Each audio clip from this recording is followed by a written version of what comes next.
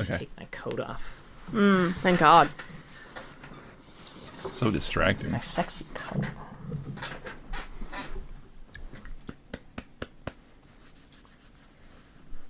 You don't need a coat to be sexy, honey. Especially that one. Because it's too sexy. To say it's too sexy, it distracts. No. We good? Yeah. Yeah. Yep. Hello, lore heads, and welcome to the League, exploring the League of Legends lore from A to Z. My name is Rebecca. And I'm John. My name is Mark. Today we're talking about the Magus Ascendant Xerath, who was released October 5th, 2011. Yeah, he's old. Mm-hmm. He's older. I think it's pronounced Magus. Magus, yes, I said it in my head a million times, and then I still said it wrong. Okay. It's all right. Just wait till we get to next however week. you want. Yeah, I forgot he was so old because in my head I always just associate him with Azir. I Yeah. forgot that was just something they did after the fact, and he had nothing to do with. He had a Azir. whole life before Azir, Right? John. It's true though. I kind of had forgotten about that too. And then I was looking through the his collection of stuff. I was like, oh, he's got a judgment. That's Right. weird. Feels out of place almost. Yeah. I'm know what's very weird is that he has curious. Oh, go ahead. Yeah. Oh, I was gonna say it's weird that he has a judgment. He has no Journal of Justice articles, right? Not or does he? Did I just miss them? He doesn't have any. He's indirectly mentioned in the I kind Journal of of assumed there Justice, might be a not by situation like that. name. They just talk about this vast magical disturbance in Shurima, and Okay. That's fine. They leak I was his surprised nudes. there was sure, right? I was surprised there wasn't some mailbag of justice of Xerath, what do you eat? What's it like? And then Xerath was hesitant to comment on, That would be the question. right. Do you need to plug yourself in, or are you just always so charged? Now you just need some old ass meme from 2007 in there somehow. I don't know.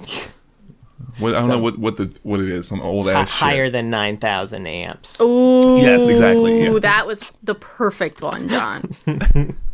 It's amazing you just pulled that out. Just He did. He thinks about it every day. It's so intrinsically tied to League because that was our old login queue message.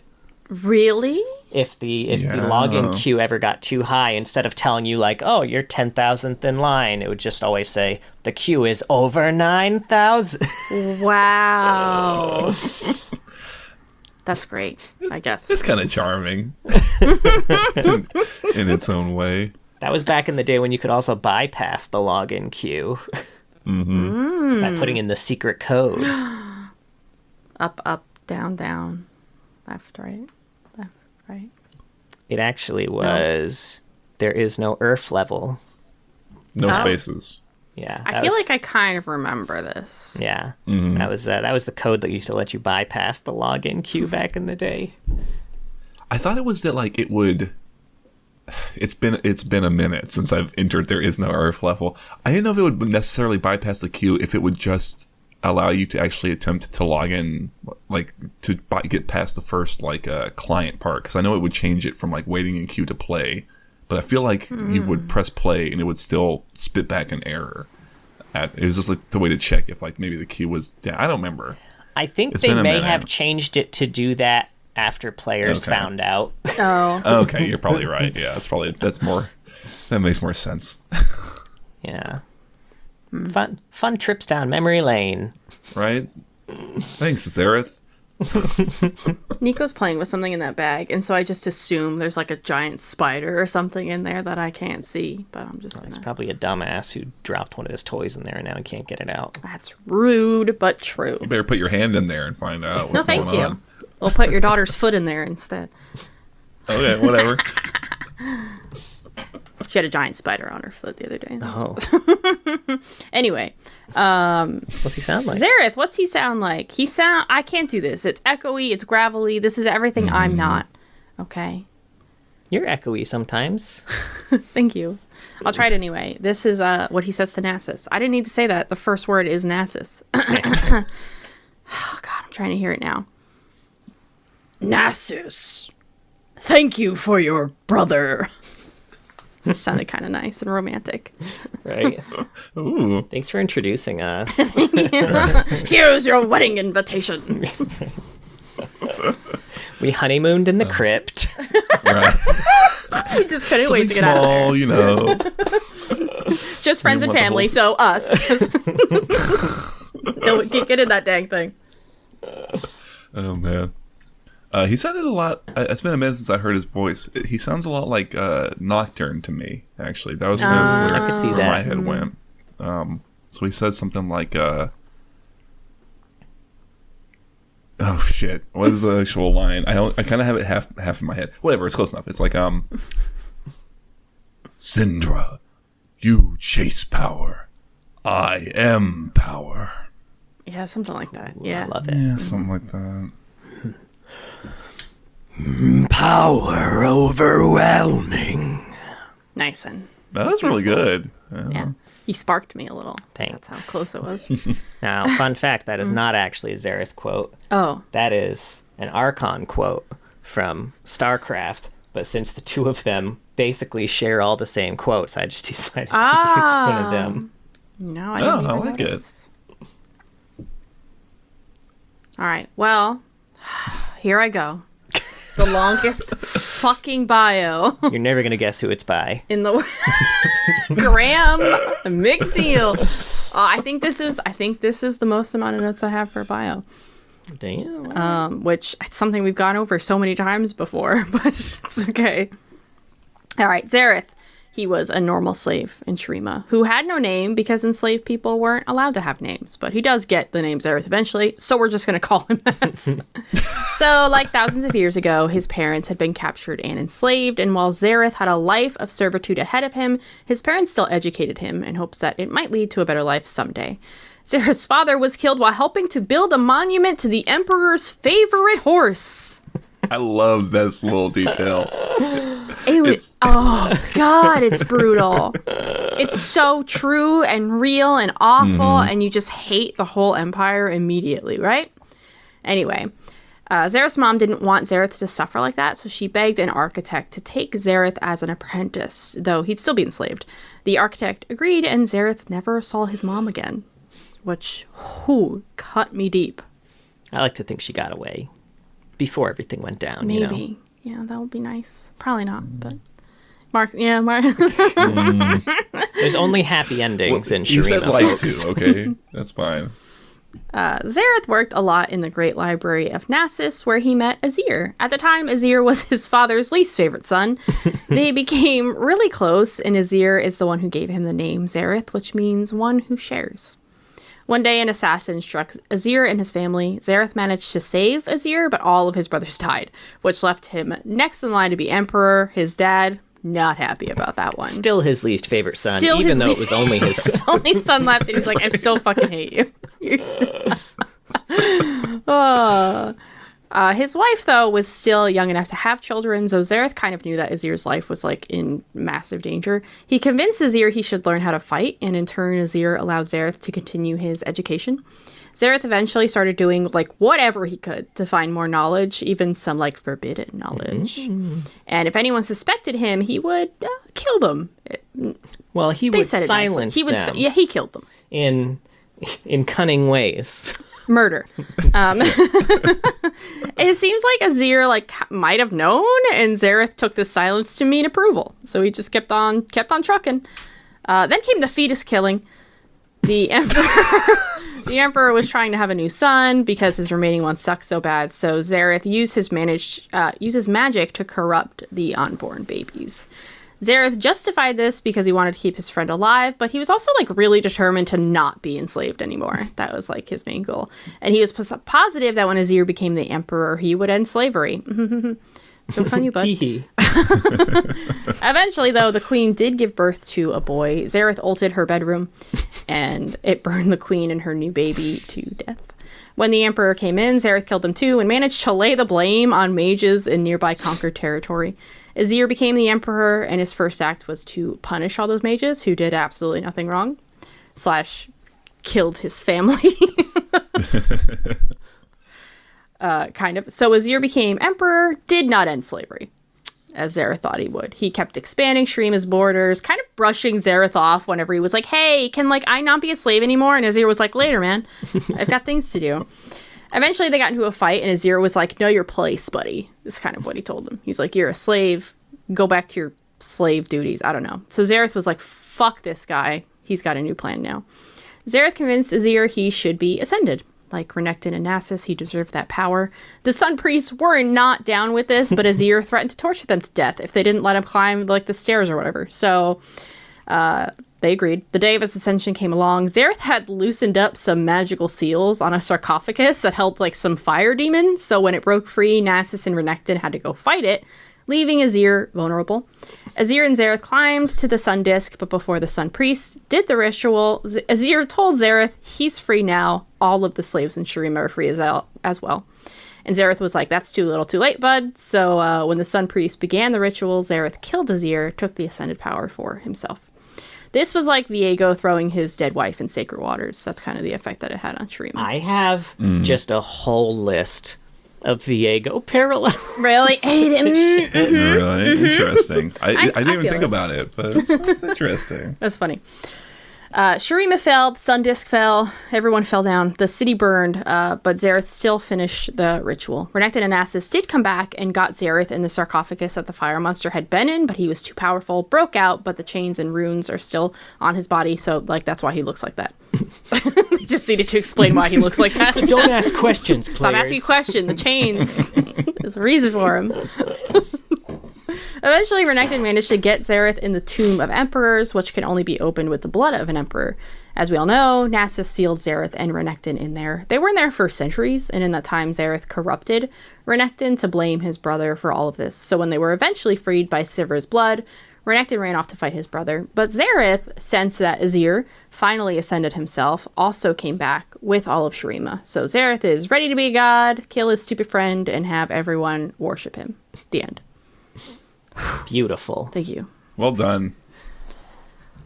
Yeah. It's a lot. Yeah.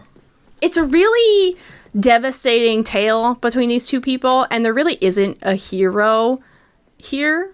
Except for Nasus. Except for Nasus. I do love Nasus a lot. I guess Renekton to a degree. Yeah, that's true. Renekton and Nasus were kind of a, they didn't want to be involved in all this shit. Yeah, they're fine. They were just trying to seal a fire spirit. I am like, I think we have acknowledged that Riot isn't trying to make Azir like the hero, as it felt like when we read Azir the first time. Like he was supposed to be the victim here, which he's super not. In this story? Yeah, in their whole story. Well, I thought, because we get very different stories in the Azir bio. That's always it's been so Xerath long. bio. That is partially true. I think I look at stories like the one in Realms of Runeterra, Water and Shade to You, and some of the other, not stories, but like, gosh, I guess I would say like some of the Ascension like cinematic or whatever it's called. It's not called Ascension, I remember what it's called. Where he saves Sivir and is kind of granted Ascension because of his good deeds and shit. Yeah. Like there's these parts like that, and Water and Shade to You is where he learns a lesson. I assume we'll go over the quick summary of it just because Xerath is mentioned in there, obviously. But these little things that kind of make me think that like, yeah, I mean he's not like 100% the hero, but Riot kind of sees his arc as he'll eventually come around to the right way of thinking and become a good guy. And I kind of don't like. That's the feeling I still get about Azir. Yeah. And that's what still frustrates me with him. I think where I felt a little differently was in, oh god, I can't remember the story now, but when we actually see Shurima, was it like a newer Kaisa story? And it's just like all very dead. Oh, the Talia story? The Talia story, and we were joking that Azir was like throwing dead, animals down to them or whatever. That didn't feel, that was a newer story, and that didn't feel like true. Azir was particularly heroic in that. I feel like they're not sure, and they don't know what they want to do. I kind of don't like, I get why they do it for the pain. I don't like that they have Azir free Xerath right before Xerath kills him anyway, because that to me feels like they're trying to make Azir like still the heroic one in a way. And he's just not.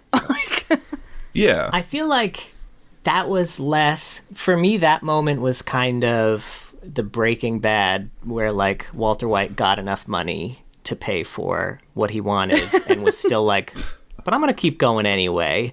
It's kind of like the obviously still not the hero, but like has the opportunity to, you know, be like, okay, well, I got what I wanted. And then it's like, but I'm going to go ahead and kill you anyway. You mean from like Xerath? Where like Xerath from like a Xerath standpoint. Yeah. I think, from an Azir standpoint, it was never like, no, he had the weak justification we got in his bio, the whole like, oh, there are too many moving pieces to free everyone all at once. People would revolt and like.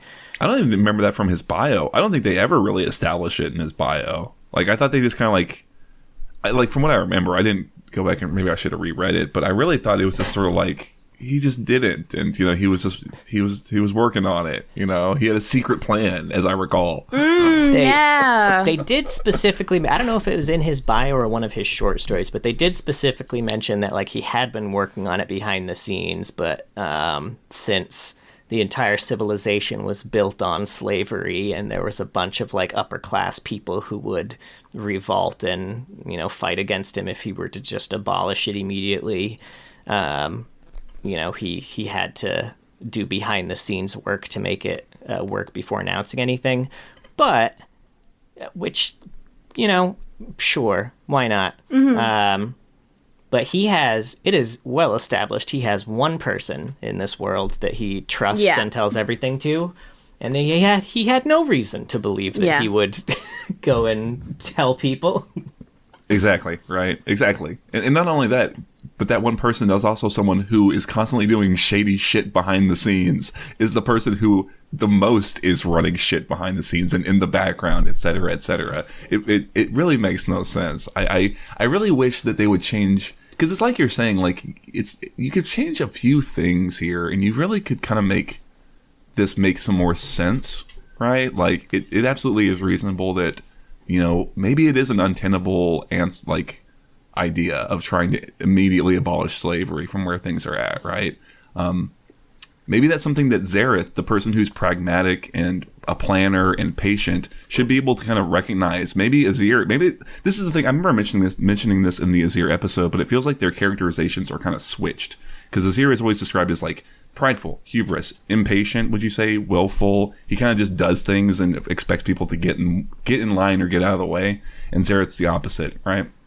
So the moment he's crowned emperor, it seems to me that Azir would be the one who's like, all right, let's do it. Let's free the slaves. And Xerath, being the person who can kind of recognize the actual landscape and the situation, should be the one to be like, slow your roll a little bit. Like, obviously he's massively invested in ending slavery, but it's this, that kind of is in line with his character to be like, hey, this is the problem with that idea, right? Does that make sense? I just killed a lot of babies to get you as emperor. You can't get overthrown right now. Sure, right. You know, so many babies. There's a lot of babies. You know, it naturally then leads into, what's the solution? Oh, ascension. We need an ascended, and not just any ascended, but we need a super powerful ascended, because in other stories we've seen that the Ascended have their own slave cohorts. They've been fighting the Void, so they're not all together necessarily there, like, even mentally. To me, it's like you just tweak a few things and it all kind of makes a lot more sense. And you can write a story that, in my mind, is a little more effective at what this is trying to do, right? Yeah, because you still have morally gray on both sides. Like, there's still no heroes there, but everyone's still acting as you would think they would based on their characterization thus far. Sure, and they're just taking the reasonable, logical steps of like, hey, why aren't we freeing the slaves? Answer, because we have to do X. We have to do this, the super cool ascension, right? And I was really thinking about this. I was thinking about this all today, and I had in my mind that I would really love a scene of Xerath sitting down and just like over the course of a day and a night thinking through this plan and kind of coming to like the realization that the solution is we have to do the super cool ascension. And what do we know about the Ascended at this point? They're mentally fucked up.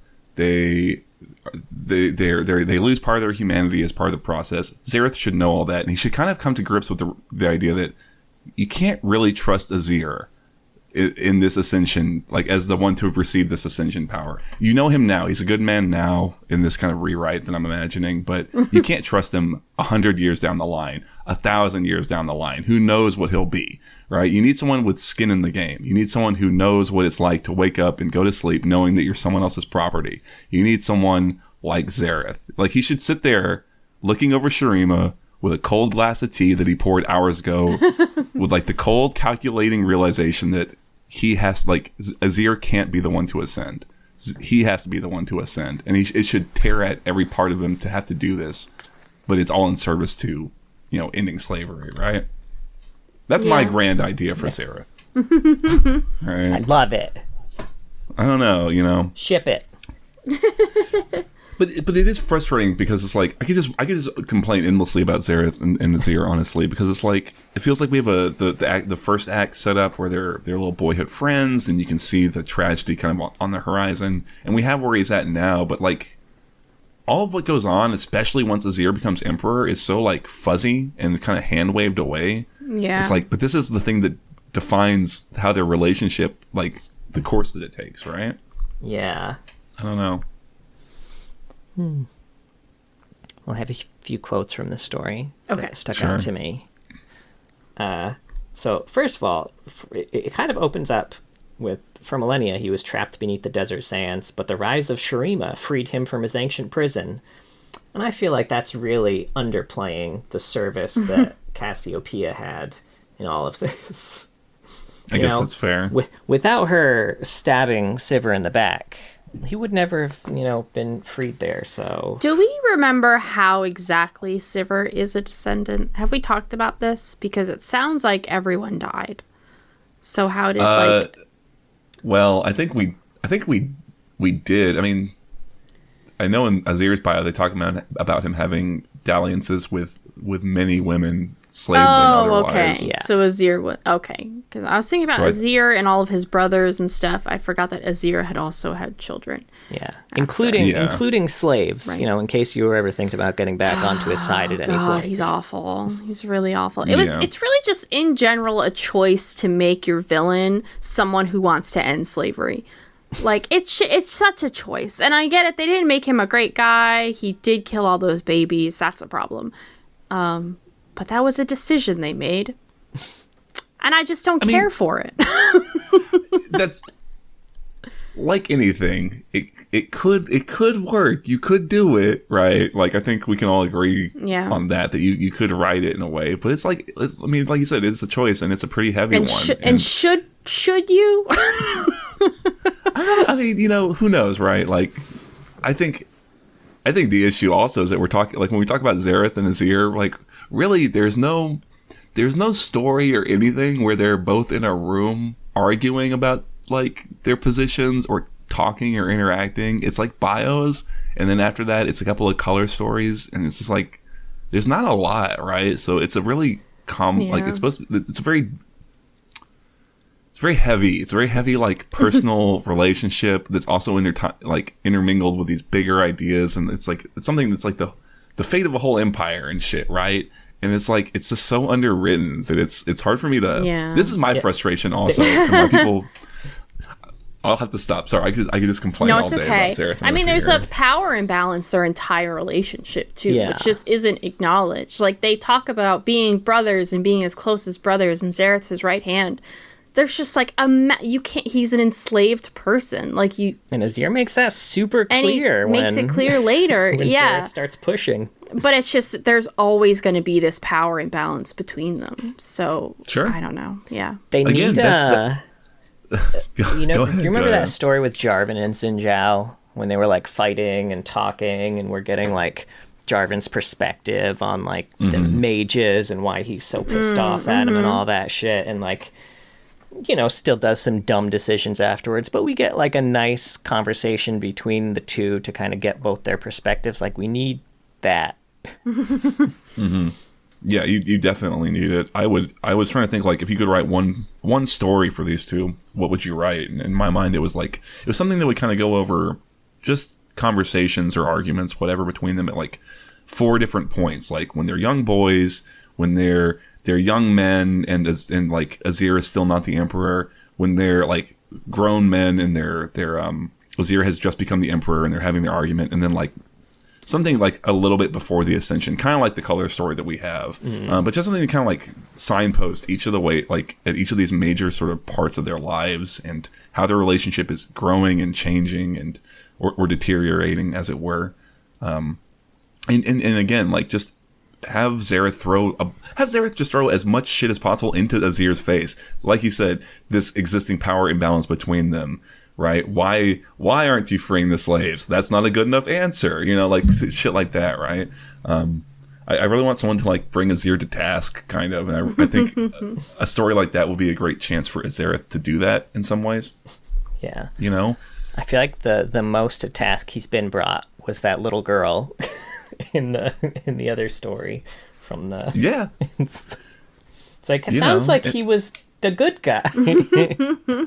I mean, exactly, right? You know, and again, and about Xerath killing babies, right? That's a pretty heavy thing, right, for a character, like especially when he decides he's going to kill a newborn. Like again, you could write it, and it could be really tragic. It should be something that I would imagine, until he's full blown comic book evil, it should be something that like tears at him, right? It should be something that he causes him to wake up in cold sweats at night, having nightmares about the things he's done, right? And he has to kind of reassure himself that he's doing it all. You know, like it could be done, right? I don't know. I guess what I want. This is my whole like. This whole episode is also my big Xerath apologia, like, because I just like the way that he works for me is as a completely like utterly bereft and just sad guy who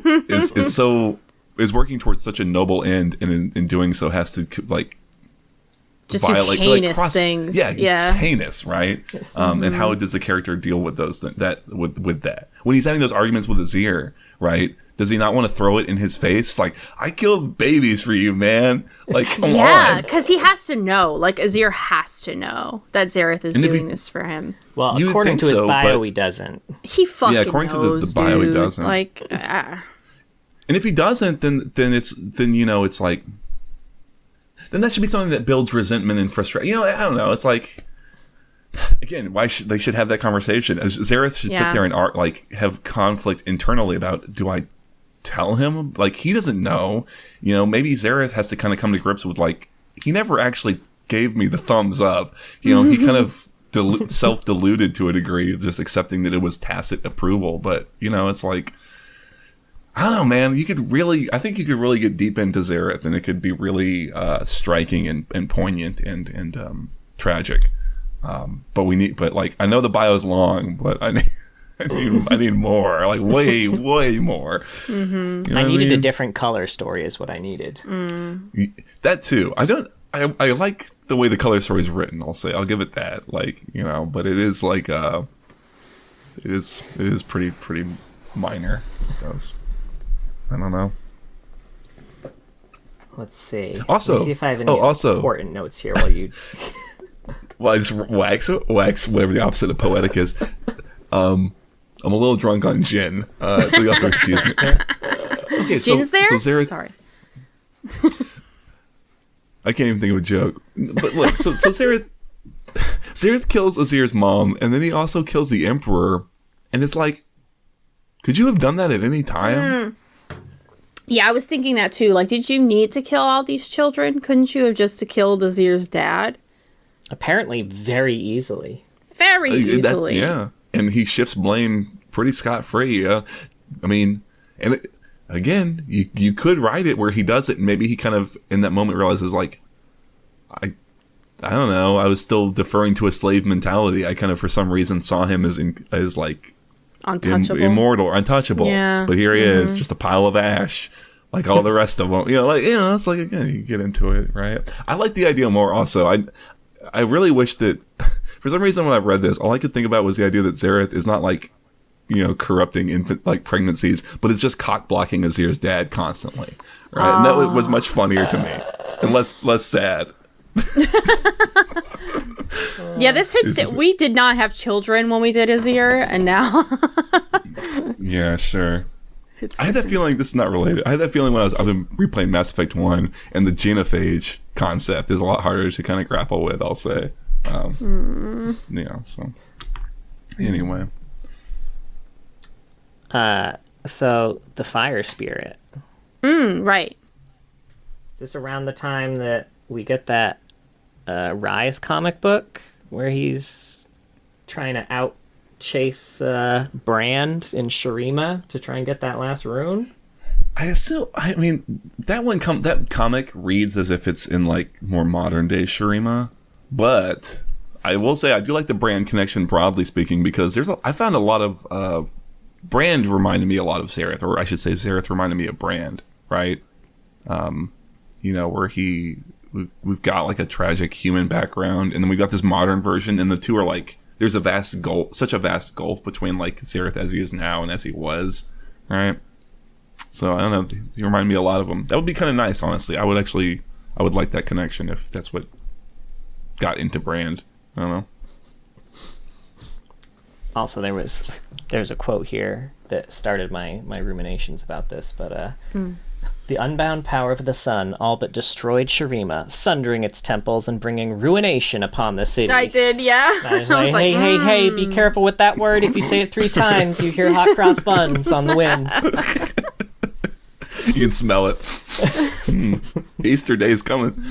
Your ruminations on the ruination. Yeah. Come now.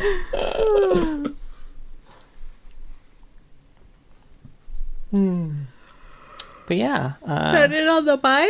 Yeah, that's bio stuff. I think so. My other complaint, because whatever, we'll pile on. Keep going. We haven't had one of these in a while. I think it just reopened all these old wounds, right? The other complaint is that, like, it frustrated me that Xerath, before Azir even is Emperor, is already doing such dark things. It's just this kind of weird that, like, it feels to me that once Azir is crowned Emperor and then does not free the slaves, that should be, like, the real turning point for Xerath, I would think. It's like, that's when he really should have a marked shift in his understanding of the situation and stuff. And that's when I would imagine would be the impetus to start doing darker and darker things. Yeah. It's just kind of weird to me that... I like that. Cause, yeah, it just kind of happened out of nowhere that he starts silencing people who are, maybe raising questions about the magic that he's studying. And that does really come out of nowhere. Like, Xerath at that point had shown no murderous tendencies at all. I think it does take something to kill another human being, especially not in self-defense, and this clearly wasn't. So, yeah, I agree that I think after, like, him having something that triggers that in him, where he's like, okay, well, Azir's not going to free the slaves. I have to do it, Yeah. Yeah, exactly. It's I don't know. I don't know why they wanted to make him such a maniacal, cackling villain in this current iteration. I don't know if that's just because that's what the character kind of was before they changed the biome. They wanted to make sure that he kind of landed in the same space. I feel like the old like people who liked him still weren't happy. So, just do what you want, man. They threw a lot of old champions bios away. Yeah. Sure, yeah. It's really weird to me because it's like, I don't know why you would write something that's so attempting to kind of cast them both in a questionable light, and then, at the end of it, here he is as just this big... At the end, it's like he goes through the big monster machine. At the end, he just comes out like, I just want to take over the world. I'm going to remake the world in my new image, etc. It's like the most, like, boilerplate evil villain shit, Yeah. I feel like that's why they had him locked away for so long. There's like, well, we need to explain why he's just such a comic book villain now, I guess. And he went bananas in there, trapped in with the crocodile. Coco for Kook. That was okay. So that was the other idea I had for my big Xerath 3, right? Was that like, I just make him also kind of insane at the end of it. Like, instead of this weird, like, megalomaniacal, like, I want to make the world, I'm a god, etc. bullshit. Just maybe like he pops out, and in the way he sees the world is that, like, he's still in old Shurima, and maybe he thinks that the ascension happened and Azir is, back, and, like, just have him not be altogether there, and what he sees is like some weird interpretation of Shurima as if like he has to stop Azir from instituting slavery across the world, right? Like he doesn't really get what he's even necessarily doing. Maybe, I don't know. Because I mean, to be fair, that's kind of what Azir's looking to do right now. Sure, right? It's just like, especially when we look at some of the more modern stuff they've done with Xerath, like I guess Legends of Runeterra, which is sort of an iffy place to look, but or like the Cassante story, he has, or Bloodlines.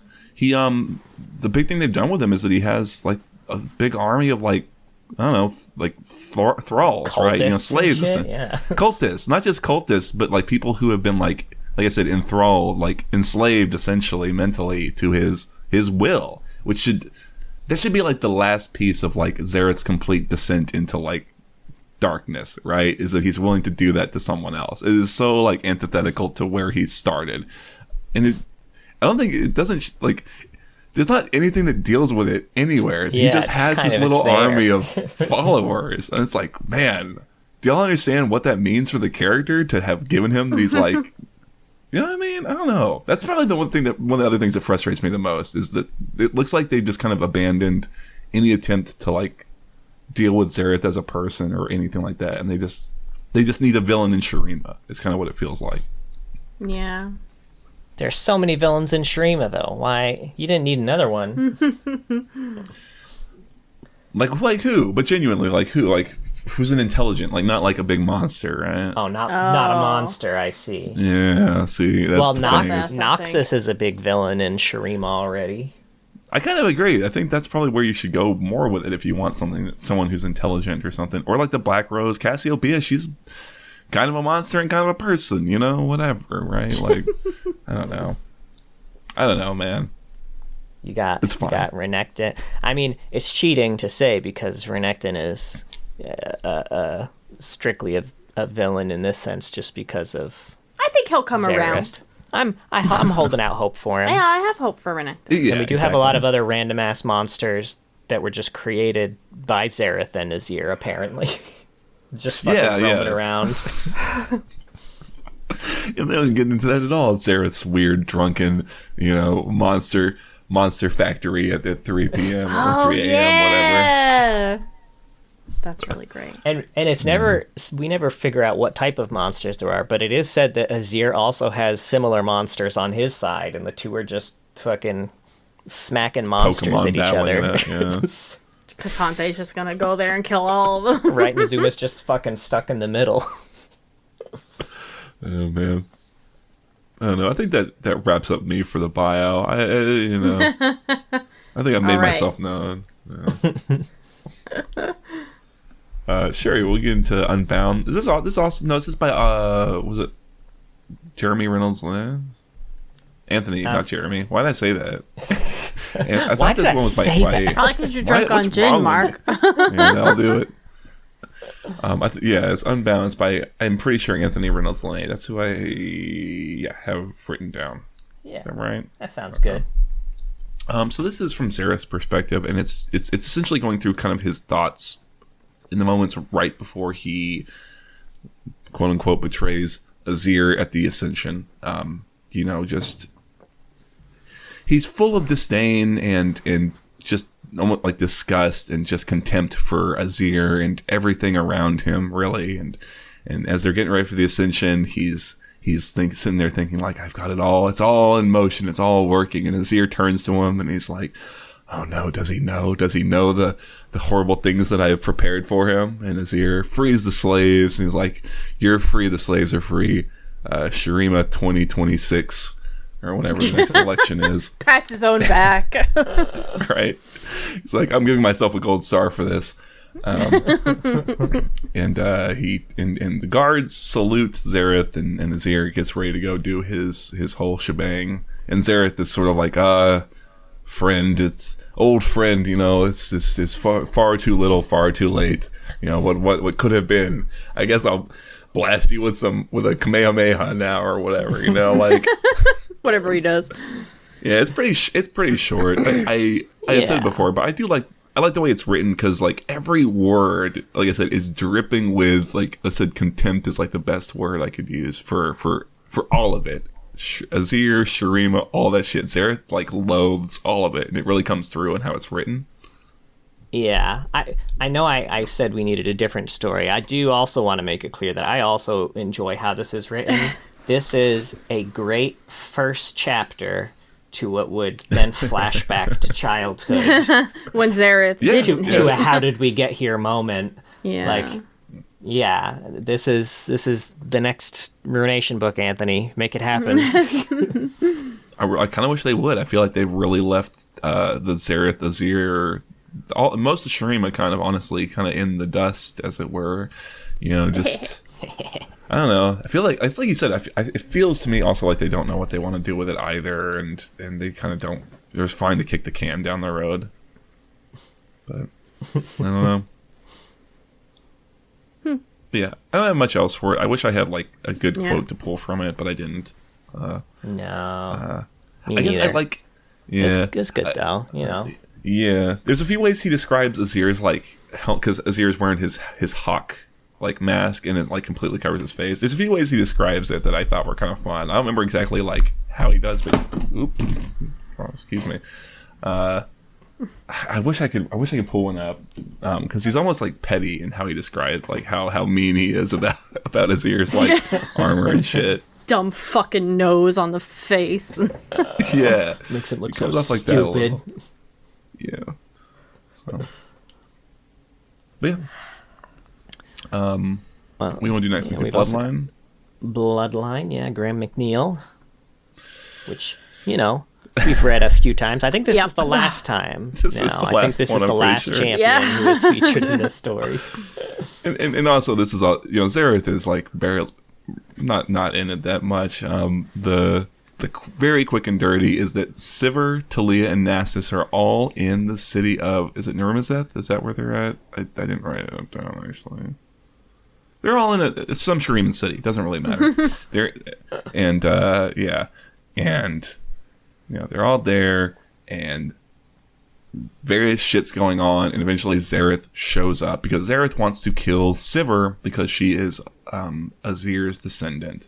And Nasus kind of informs everybody that this is what's going on. Xerath wants to hunt down and kill Sivir. Sivir and Talia escape, and Nasus goes to fight Xerath, and they have their fight. And Xerath kind of kicks the crap out of Nasus, and the whole time Xerath is just a complete. He's just constantly twirling his fucking mustache. He dropped. This is to your now that I think about it, the Viego comparison. He drops a house on Nasus because he's like, I'm not gonna kill you. I'm gonna let your brother do that. It's fucking great. And like I had said earlier, he not just Xerath attacks the city, but also an army of, like I said, seemingly enslaved or enthralled. Like their eyes glow with like blue balefire or whatever. So some magical thing is causing these people to attack or whatever. And at the end of it all, Xerath is gone, seemingly off to bigger and better things, go kill Sivir or whatever. And the city's pretty fucked up. That's mostly it as far as I recall. Yeah. I'm trying to imagine Xerath monologuing like he does in this story, but like with his Xerath voice, and I can't. People would not. They'd hear like every other word. Like, right? What the fuck did he just say? Get him a microphone. Was that brother or mother? Is my mother here? Mom? Ma? Ma, I told you to wait by the carriage bar. You're not wrong. There's also we mentioned the comparison with voice to Nocturne. He has something else in common with Nocturne too, and that's a unique taste that people get in their mouth when his magic is nearby. Oh, he's got a stank about him. I didn't catch that detail. Got that stinky he's milk. Got a metal. It's a taste of metal floods your jaws when he's around. Oh, your fillings start acting up. My teeth are fucking vibrating. Jeez. That's kind of cool. I like that detail. I like that better than the milk thing. Or whatever it was with Nocturne. It was like spoiled milk and like spoiled milk, dirt. Very specific. Yeah. So interesting thing about the story. You mentioned Xerath kicked the shit out of Nasus. It was not a contest. It was not even close. Xerath was going to win this fight from the beginning. Nasus knew that. Xerath knew it. You know what Xerath could not beat, though, is Talia's little stone barriers that she puts up to protect the people in the city. Not strong enough to get through those. And this will not be the only time he is shown not to be strong enough to get through Talia's stone barriers, because we see it again in the cinematic. He's firing ults at her, and she's just like, stone! And it's like, blink, blink, I've played blink, Pokemon, and lightning does not do well against rock types. That's true. fair. She got you there. And at least in the cinematic, she makes a big one. It's the big one, okay? And, You could see that shit from space. in the story, I almost kind of read it I almost, in my mind, saw it as, he was leaving and just kind of, threw it behind his back. Hey, and also I'll fuck the city up on my way out or whatever. I don't know why. I mean, that's not the way it's written, but it makes more sense in my head, I guess. That it does a parting shot. I think, correct me if I'm wrong, I think we only see 2 people actually fight Xerath at any point, since he pops up. One immortal ascended, and one, immortal celestial, although minus some of the celestial powers, or aspect powers, I guess. Both of them just fucking wrecked. Just absolutely destroyed.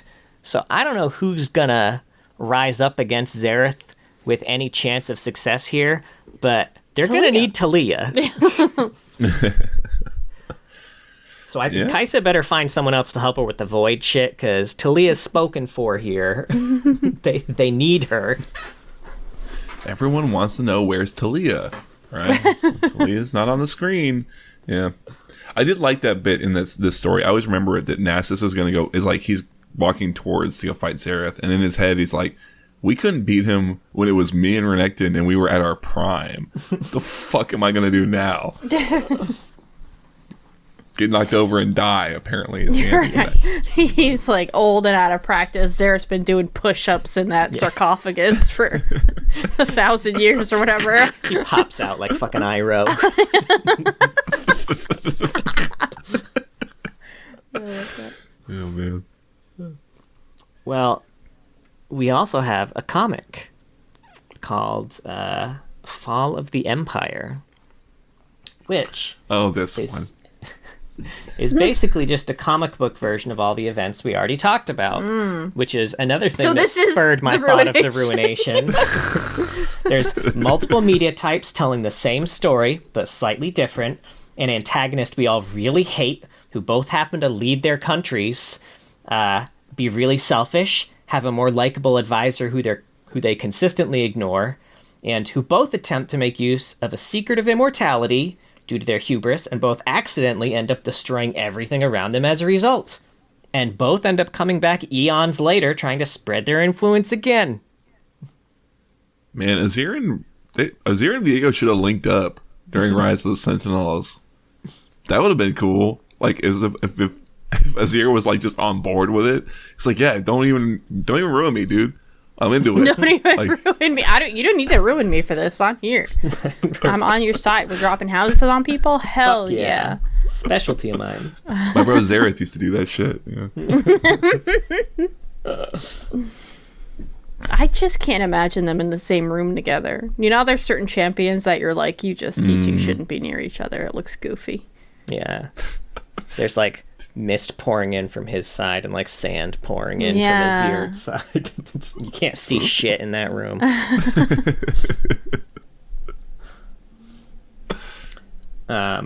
Now he is also mentioned in a shit ton of stories. He's mentioned in Arisen, where Azir's walking through a sand snapshot of the last moments of Shurima and sees Xerath, and he's confused because he's like, wait a minute, weren't we friends? Where did all this big mad come from? Very Fucking moron. confused. I forgot about that. Typical man, just no emotional awareness of what's going on. Babe, just tell me what I did. And then we got Darkness Renews, which is the Renekton story where he refers to Xerath as the Whisperer. And he's just kind of rehearing all the lies that Xerath told him when they were stuck together. Right. I for some reason, I thought Azir was calling him the Whisperer, and I was like, why? What? Xerath's always whispering. I only know, Right? I only hear, a third of what he says. I think he wants me to not end the slavery thing. All right. It's something about my mother. I just nod. I'm like, oh, okay. Sure. Yes. Yeah, so he's basically just rehearing all the lies Xerath told him when they were stuck together. He wants to just die, but then he sees a picture of Nasus with his name under it on the wall, and he remembers, oh yeah, that's his name. All right, time to go do the murder shit. There's just pictures of Nasus. It was Polaroids of Nasus with, like, his name on it. Do not trust. Don't like believe his Memento. lies. Yeah. And then Everything We Should Have Said, the Cassante short story. Cassante is fighting off Xerath's cronies because Xerath apparently told them to kill all non-believers. He and his old flame managed to rock them, though. And then we also find out Xerath's been creating Cobra Lion Bakai to terrorize his village. Bizarre. We definitely talked about it, but where did that come from? You know, just Xerath doing Xerath things. Just goofing off. What other horrible villain shit can we have him do? Right? I don't know. Let's see. We've got For Those Who Have Fallen, where we see Pantheon fighting Azir, and again, getting just absolutely wrecked. He's along here with a whole army of mortals who are here for some reason. None of them are doing literally anything to Xerath, except being melted. Even Pantheon isn't really hurting him. I don't actually see how this story ends without them all dying, unless Pantheon ults away and leaves everyone else to die, or Xerath gets bored and just leaves him. But they were all getting their shit kicked in this story, and Xerath wasn't even trying. Yeah. Maybe Xerath's just drunk. He just passes out. He Right. got drunk. He made a few Bakai, and he's like, I'll go fight some Targonians for a minute. All right. I'm sleepy. Someone order me an Uber back home. Peasants, what of you? Right. Let's see. He shows up in Ouroboros. It's a Nasus story where, again, Xerath's followers locate Nasus and try to give him the old Xerath sends his regards. But turns out they all suck, and Nasus is still an Ascended, so he goes ahead and kills them. Mm-hmm. And this is also the one where Nasus is also dealing with a lot of those whole, mental issues that you thought it would be real cool if Xerath was. So, there's a precedent for it. Just kind of imagining shit from bygone eras. Yeah. Sure. Because you've lived through a lot of bygone eras. Well, he Yeah. slept through most of them, I imagine. Just Snooze. whispering sweet nothings to Renekton through them. But Nasus was awake the whole time. He was. Just waiting. Brother. And then shows up in the Battle Mistress, where we hear about the freeing of Xerath and Renekton, and the fact that Xerath's now hunting Sivir. The Butcher of the Sands, we hear about the big battle again, and how Xerath corrupted Renekton in the tomb. Not like how he corrupted those babies in the womb. Different corruption. Tomb in the womb, baby. He's all over it. Ew, John. Then we've got the Curator of the Sands, where we hear I that hate that same shit sentence over. so much. Tomb and the womb. He's all over it. Well, he is. You broke Mark. It wasn't so bad until you said it again. Nice and slow. It really... Oh, shit. Nasty. Then we get the Emperor of the Sands, which is the Azir side of the story, which still isn't great. We get the Desert Rose, where we find out that the whole reason Samira ended up in Noxus was because her village was raided by Xerath zealots who killed most of the people, so her and her family fled. The Pride of Nazuma is where we learn that both Azir and Xerath have monstrosities on their side.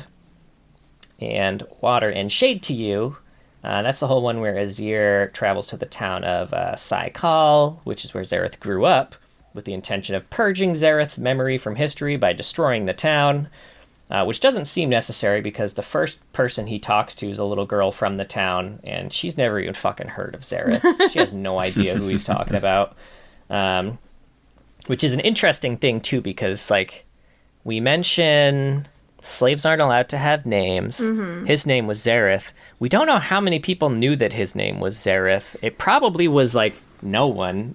Yeah, and most likely only when he lived, like, you know, near Azir and all of that. Like, he wasn't back in his town or whatever. Yeah. I think this is just a inconsistency that they're unaware of. Yeah. She eventually talks him out of destroying the village, though, by reminding him that he's a good guy. That no name thing, now that I'm thinking about it, because Xerath was like his right-hand man, that probably made things really fucking difficult for everybody trying to work with Xerath. Like, this guy's got no name. What do I guess they just call him slave. I'm sure they said some sort of horrible thing to him. Some terrible epithet or whatever. Yeah. Yeah. Probably. Why was he so bitter? God. Who knows? Take a chill pill, dude. Oh, I cannot wait to hear his old lore. Oh, cinematic first. We'll do a few cinematics first. He's in Descent into the Tomb, where Nasus is narrating the whole deal with Cass and Sivir and the betrayal and the freeing of Xerath and Renekton. Mm-hmm. That whole story. We get to see him indirectly in the climb. We see Talia using her stone weaving to nullify some Xerath comets. And then he makes a random cameo in Beyond the Bandlewood when Ava's flipping through the pages with Caitlyn, trying to figure out where to go next to find ingredients to finish their float for the big parade. He's flipping through pages and flips to a page with Senna, and then a page with Sion, and then a page with Xerath. Okay. Now old lore. Yes. What the fuck did he have going on if it wasn't this whole Azir? Okay, so there's no Ascended, there's no Sundisk, none of that shit was around. Hell yeah. He just really liked dark magic. Okay. You know, he just fucking loved the shit, couldn't get enough of it. But it was eating away at his body. Of course. So he found a ritual that would help him transcend the human body. He did it, but ended up destroying most of Shurima while doing it.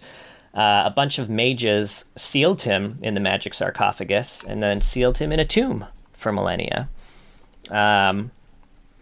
So the bit at the end of his bio, eons passed, civilizations rose and fell, and Xerath's imprisonment was lost to memory. For centuries, Xerath's vast power tore away at the sarcophagus and weakened its spell. Finally, he willed forth a burst of magic that shattered his prison, but its core remained, containing Xerath and his power within its broken pieces. Seeking to rid himself of this burden, he was drawn to the magic of Valorant's nexuses and found he could absorb their power. Yet the nexuses had gatekeepers, petty mages known as summoners. Xerath knew his key to true freedom from his prison lay in gaining their trust, and he offered his power to the League of Legends. Man, for a second I thought you were gonna be blue balling us. I know. Would have been very on color scheme for Xerath. Yeah. Gross. And like you mentioned, he's got a judgment. Want to take us through his weird ass judgment? I kind of skimmed it a little bit, I'll be honest with you. You can help me out with it a little bit. I don't know. I read through it and nothing about it really stuck out to me, but maybe I missed something. But yeah. I don't know. Xerath shows up at the Summoner Hall. They throw him back into his memories, and he is there. I guess he was like one of the various Shuriman mages, whatever this cadre of mages is. And it's him, and he's watching the various mages do their little practices or whatever, and he's not joining them, and he's just all about, kind of like he said, he's all about that power, and the fact that the human body is sort of the limiting factor in being a conduit to this power, and before he can kind of grapple with that, he kind of to another memory of like when he's doing this ritual, and Oh, and they introduced in the first part of it this girl, I don't know, named Tabia, right? Yeah, Not something like your that. leg bone. Tabia, whatever. Talia, I think. But yeah, Tabia, who they have like a romantic Or not Tabia. thing. Heyo.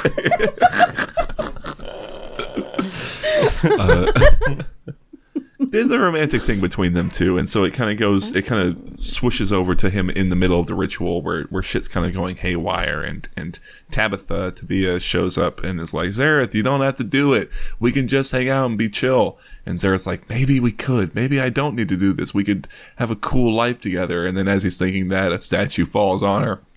What? She gets jammed into a fridge, and and then he's kind of like, well, statue? Did they tell? If only we knew. It's a statue of the Emperor's favorite dog. horse. So it's like a dog, John. A statue falls on her. Jesus. the whole place is sort of collapsing, like because the shit's going wild. And she's like, Xerath, remember who you truly are. But she gets squished. Tabia gets squished, and at that point, he's like, well, I guess I'll just finish the ritual. I don't know if I don't do this, I'll turn into dust. So he finishes the ritual. He turns into Xerath as we know him, and then the summoner's like, Xerath, it's kind of sucks for you that you did this whole thing so you'd be power unbound, but here you are all bound. And Xerath's like, fuck off, dude, don't worry about it, get off my case. Temporary setback. Yeah, he like repeats himself a few times, and they're like, why do you want to join the league? And he's like, I want power, whatever, I want magic, etc. It's kind of his motivator. I don't know, is there anything I missed? I kind of, like I said, I didn't get as deep into this one as I meant to. Yeah, no, that's pretty much all I had too. I think the only note I had here after the lady died was, well, might as well finish. I already broke the egg. Might as well make the omelet. God. You're full of them tonight. I don't know, you're getting spicy. Yeah, it's funny, going back to his old lore, I was like, I almost hate to say this. I know I've been bitching all episode, but I like his new lore more. I like the ideas in his new lore, giving him connections and stuff. Yeah. Because this old one's pretty, I don't know, surface level for sure. Yeah. It's what you'd sure. expect It's from of the the time. time. Yeah. So There's also a small short, he's mentioned in a small short story, the Seeker's Tale, which is the story about Lysandra and the sisters, which just references that all that shit happened before the desert swallowed Shurima. Okay. Sure. So, Which kind of a long time ago. It's older than Xerath, I mean. Right? I got some quote bits here. Yay! So, Xerath's lightning bolt joke is a reference to the LARPing lightning bolt video. Lightning bolt. And for anyone familiar with that video, fun fact, I know and have LARPed with the man featured in that video. ooh, look at you! You claimed to fame over here. God's Yeah. that big of a nerd. Name dropper. Yeah, well, The lightning bolt guy from that meme from the early 2000s. I know him. Yeah. Also seen on Web Redemption. Oh, yeah, he was on Tosh 2.0. A previous joke, which was removed during his rework, was a reference to the Power Thirst video, speaking of old internet memes. Power Thirst! Yeah, those are so fucking funny. Does he not do that anymore? Damn, it's been a minute since I've Yeah, they got rid of emotes. that one. He used to have a quote that was like, power laning, power farming, power kicking, power kills, so many kills, 400 kills. Yo, I'm gonna have to watch that afterward. He's got another quote, power, immortality, omniscience, but no legroom. It's probably an Aladdin reference. Yeah. Phenomenal cosmic powers. Space. He has a quote while dancing.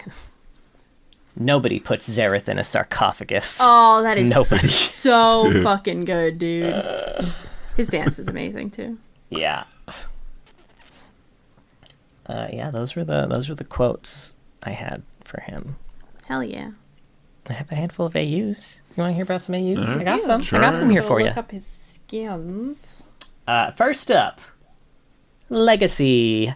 Treasures from days long past, glimmering just within reach. Treasures. This one's Runeborn Xerath, which has no lore. The green one. The green Wait one. a the one I minute. always play. Hold on. Oh man, what about that Skarner AU we were talking about yesterday? Or you know what I mean? Yesterday, yeah. Whatever. Don't worry, that's a Damn. different one. That's a different Oh, one. that's okay. Yeah, Okay. yeah. Whew. Had me yeah, worried there close for a one. second. Then we got Battlecast. The glorious revolution is here. Assembling an army of machines with living brains, Victor marches against the combined forces of his enemies, with only a scrappy, human-led resistance keeping him from total world domination. This is Battlecast Xerath. The question of the human soul has always intrigued Victor, and so he set to work building a Battlecast machine capable of harnessing it. The resulting Xerath units are twisted, hellish monsters imprisoned in a cage of psychic energy, constantly discharging superheated plasma towards any opponent in range. Fun fact about this, during the development spotlight, this skin was originally called Lockdown Xerath. Oh. Oh, weird. Yeah. This was also the very first skin in the Battlecast skin line, even though Skarner is canonically the first Battlecast machine made in universe. Interesting. Then we got Infernal. Scorching an entire world takes unimaginable strength, which is why the Ashen Lord called upon his legions of Infernals to lend their flames. From the darkest depths, they each bring their own terrible powers to bear, though not all answer their call with the same burning enthusiasm. This is Scorched Earth Xerath. A highly unstable creature born from roiling magma, Xerath possesses a keen intellect, awaiting the day he might ascend through the ranks of the infernal war machine and usurp the Ashen Lord himself. For now, his ambitions remain secret, but soon, soon. Soon. Xerath, but on fire. Yeah. Fun fact about this one, his appearance and armor bear a similarity to pyroviles, the volcanic alien species from Doctor Who. Oh. The Fires of Pompeii episode. The skin splash also features a volcano in the background that shares a resemblance to Vesuvius. So, you know. I don't know. All volcanoes look alike to me. I'm sorry. I'm so Same. prejudiced, but Yeah. Fucked up. Next up, we got Guardian of the Sands, which I think was the Skarner one that no, they shared. I thought that I was thinking about the oh damn, I don't really remember anymore. I thought it was the Earth Room one where it was like Skarner had some partner that he was working with for something. I don't remember, man. I'm We'll sorry. Go back and check. Yeah. When we do our AU specific episodes, it'll all come together. Yeah. Powerful guardians stand watch over the tomb of an ancient horror so that it may never threaten the world again, but they may already be too late. This is Guardians of the Sands Xerath. Xerath, the liquid light, ancient guardian of the sands, we invoke thee to protect us from an evil of our own making. Let no man tread upon these hallowed grounds, lest you drown them in your purifying radiance. Okay. Yeah. Drowning folks. With light. With light. Doesn't sound so bad, honestly. Yeah. Could be worse. Could be water. Could be water. We've got Event Horizon Darkstar. Entropy engulfs galaxies in the yawning maw of the Darkstar, whose corruptants, titanic creatures of a black hole oblivion, snuff out the light of existence in every system they touch and plunge them into nothingness. This is Darkstar Xerath. As the Darkstar continued on its path across space, it passed through a vibrant system orbiting a supergiant star. Consuming all life and light as it passed, the Darkstar twisted the supergiant into a wrathful corruptant. Thus Xerath was born, a dark being of malice and annihilation. Okay. It says a short story associated with it, Ambitions Embrace, where after Lux becomes one with the Dark Star, thanks to the community, thanks guys, Literally. they end up creating Xerath together through malice, coalesced through whim and breath. Okay. Yeah. They breathe them out. Is that what they're calling it these days? The first breath of the creation. No, we blow on each other.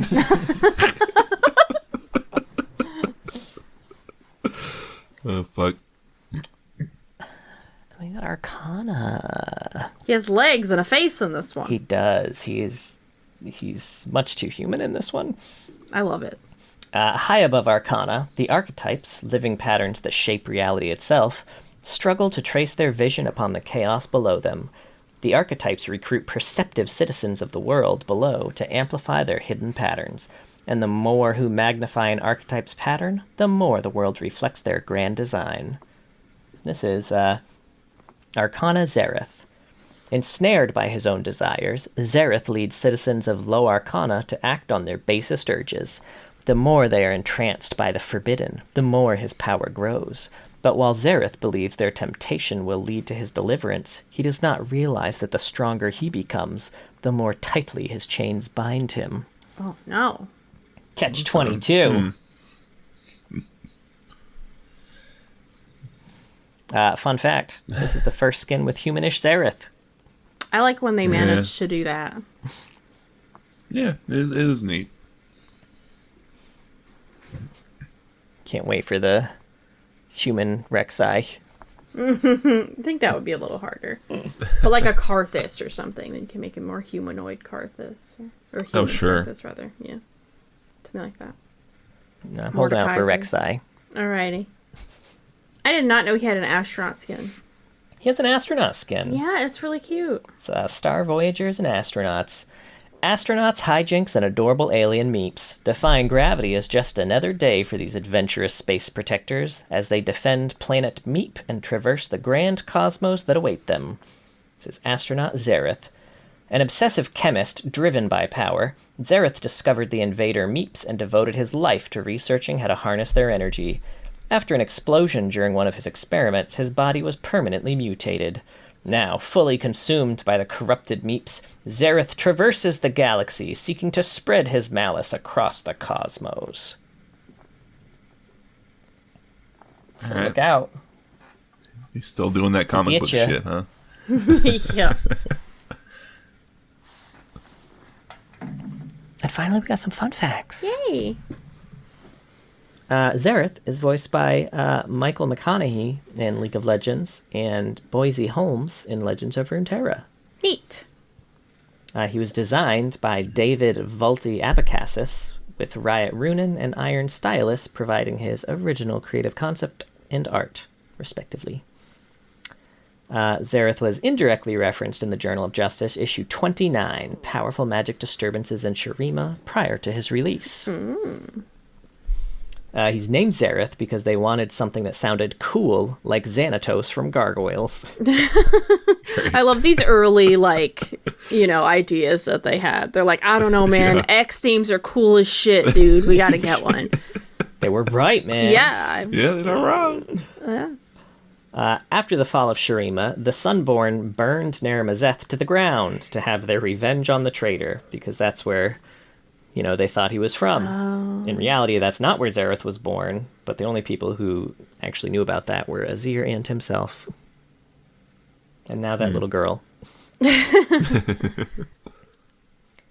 Xerath could be considered a Bakai, because the definition is just a term applied to anyone whose ascension did not result in something worthy of being called a god warrior. And since that's so objective, other ascended would consider him a Bakai, but he considers himself more than ascended. Gotcha. Also, it's weird he didn't turn into an animal like the rest of them did. I get it was corrupted or whatever, but I feel like they just needed to make that excuse because he already looked like lightning. Yeah, they're like, well, he's just absorbed the full power of the sun. Yeah. Gosh darn it. Yeah, sure. That's what I'm Everyone saying, knows that a fragment of the power of the sun And that is makes a you wolf, a crocodile. but the or a full dog. power of the sun. Right, yeah. Well, that's what I'm saying. Like, set it up so that this ascension is like extra special, not just because they're kind of forcing their way in, but like that it's going to give Azir super duper power, so no one can challenge him at all. Xerath. Right? So like Xerath, yeah. Well, no, I meant Azir, like who it was Oh, originally intended for. Right? yeah. Okay. Yeah. Super duper powers. Yeah, right. I don't know. Makes sense. Xerath believes he's eternal, which technically he is, though he could still technically be obliterated, as energy can be dissipated so widely that it can never cohere. Oh. So, maybe someone will figure that out at some point. Xerath can be hurt exclusively by magic. He is completely immune to physical attacks. But, that being said, he can still get punched, pushed, or thrown since he's permanently attached to his sarcophagus, which does have a physical form and can have force applied to it. And as a consequence, it will drag the trapped Xerath together with it wherever it is displaced. It doesn't cause him any pain, but it can still be bothersome and annoying. Sure. That's fun. That's like a nice like puzzle boss. Right? Like you can't Yeah. Let's see. Based on the timelines in Realms of Runeterra and his lore, Xerath is between 3,000 and 3,050 years old. Oh, that's nothing. Right? Such a baby. Xerath's dance is a reference to industrial dancing, which you can see in the song Pong by Eisenfunk. Oh. Not a big Why that specific song? Is it Eisenfunk from? head. Is that how they dance in like the music? Like I don't know. I've not seen it. Why I that guess we'll all specific- have to go watch it. I guess so. Xerath himself can be seen when he performs his taunt. As he disarms the parts of his sarcophagus, a person made of pure energy or electricity can be briefly seen. When he dies, this person disappears, and what remains on the ground are the shattered remains of his sarcophagus.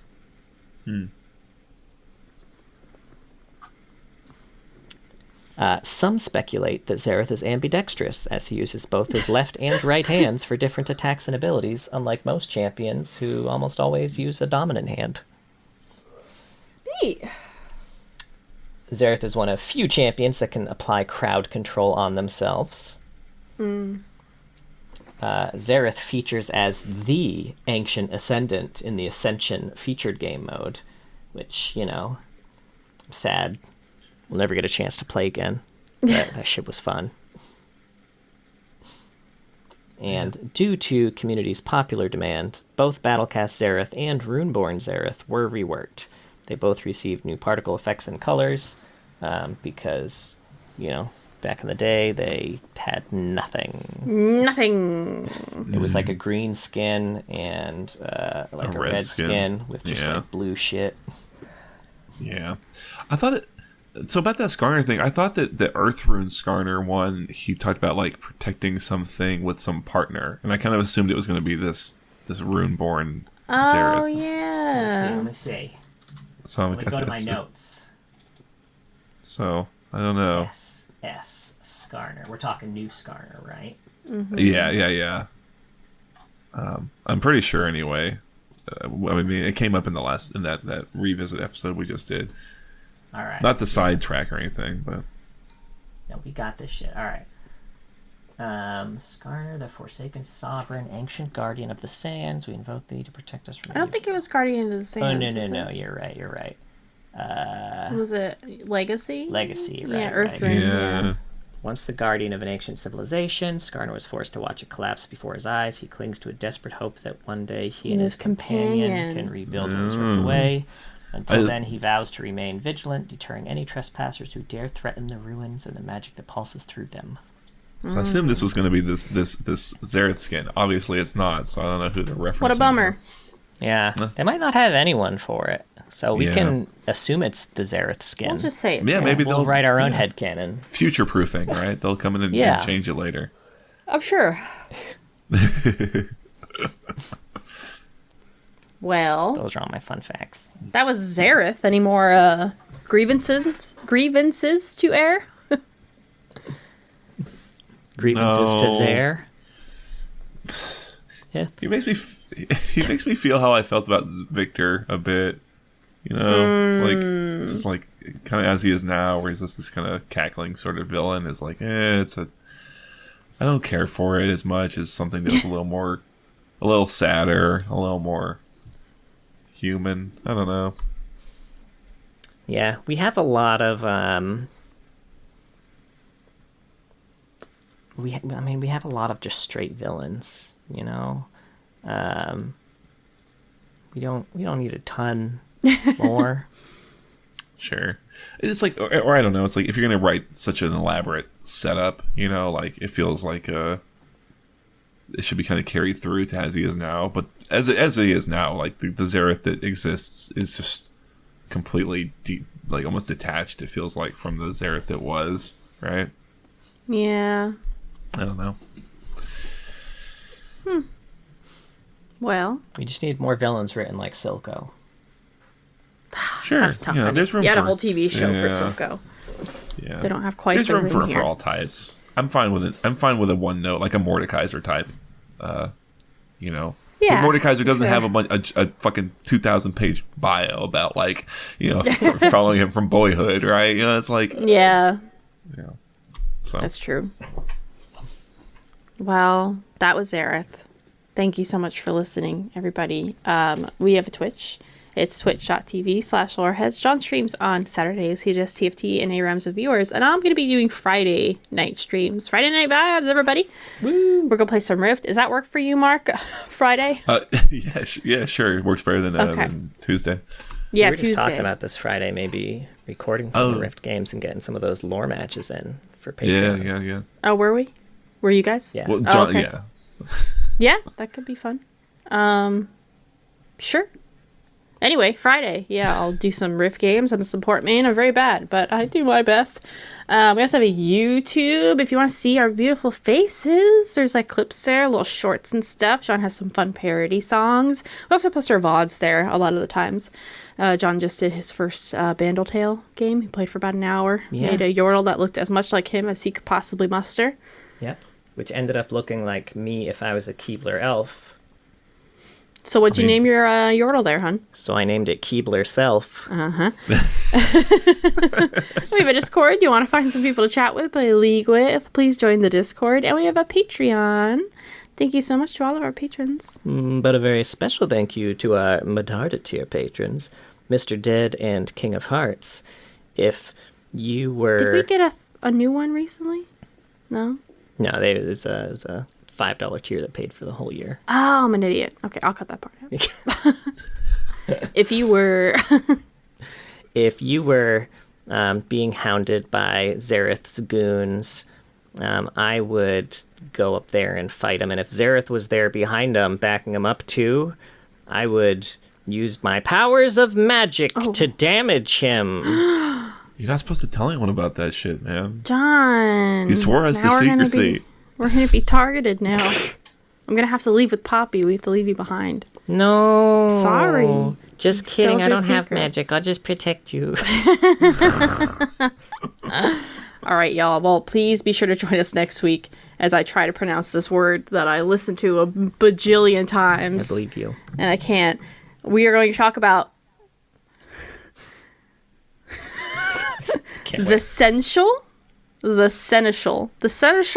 Demacia, Xinjiao. Seneschal? People know this word? Weirdly, they were all right. Was it? Shut up, John. You say it. I thought it was Seneschal? Seneschal? Seneschal? I'd never heard that word in my life. The sensual Seneschal. He's essential. And I don't like it. I don't like the word. He's an essential warrior.